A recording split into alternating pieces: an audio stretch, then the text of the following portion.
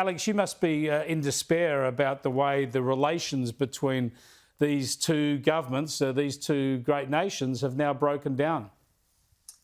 We've always treasured the very close relations between the two countries, and I think it operates on a very deep level, on a people-to-people, on a very human level. You know, not only is there a very vibrant Jewish community here, as you know, that has deep spiritual and cultural and national ties to Israel, but very many Australians go on pilgrimage to Israel. There are deep academic and scientific ties between the two countries. So to see this sort of diplomatic spat and tit-for-tat name calling and so forth, it pains us and it puts the Jewish community in the middle of this, and it's not where we want to be. And I think a lot of what the Prime Minister of Israel raised in his letter to the Australian Prime Minister is genuine and sincere and legitimate. But I think that because it was preceded by really an insult on Twitter, I think some of the potency of that letter was lost. But we want to see a revival of mateship between the two countries and good, cordial diplomatic relations, and for the differences between the two countries to be dealt with in a dignified way behind closed doors, ideally, not played out online and through the trading of barbs in such a way. What must really worry you and so many members of the Australian Jewish community, though, is the continued demonisation of Israel, the extent to which that was inflamed today by Tony Burke talking about the strength in bombing civilians and starving children.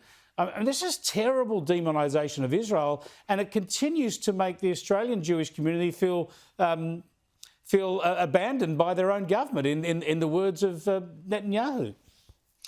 Well, Minister Burke's comments were really outrageous and beyond the pale, and I think he should retract them and apologise for them. And you're right, I feel like the Australian government doesn't realise the connection between demonising language about Israel, about pursuing increasingly hardline policies against it, escalating its rhetoric, and the impact it has on the Australian Jewish community. When you have Israel demonised and accused of everything under the sun, as has been happening for nearly 2 years now, and the Australian government won't stand up to it and in fact exacerbates the problem, inevitably the extremes of society will start targeting the Australian Jewish community because they draw a clear association between the two. And that's something that our government has really failed to understand. So I hope going forward they will comprehend that what they say about Israel not only hurts us on a personal level, but it endangers us. I think that's something they need to come to terms with quickly. Do you know of Australian Jewish families who have either relocated to Israel or to the United States because of how uncomfortable they feel in Australia?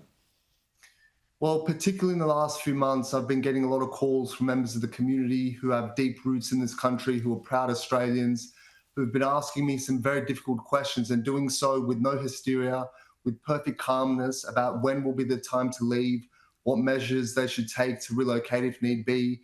The Jewish people carry with them a long history and a painful history, and they understand how quickly the tide can turn, how quickly governments can turn against the Jewish population, the power of the mob to attack communities and rip societies apart.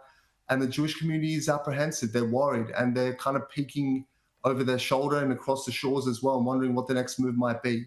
And the fact that patriotic, loyal members of this country are having to even contemplate these things shows a tremendous failure of leadership and really a failure far beyond that. I think it's something that we need to come to terms with as a country, how far we've fallen that this is happening around us.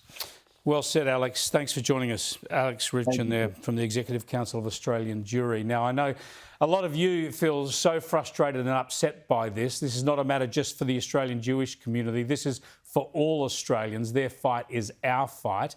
Now, many of you sent us messages under the email kennyreport@skynews.com.au. That's kennyreport@skynews.com.au. I've shared with you a lot of those messages. We'll continue to share some of those, but I want to do some more in this space as well, because there has to be a way for non-Jewish Australians to speak up on these issues and let our government know that this is not good enough. We cannot have a whole section of this country demonised in this dangerous way.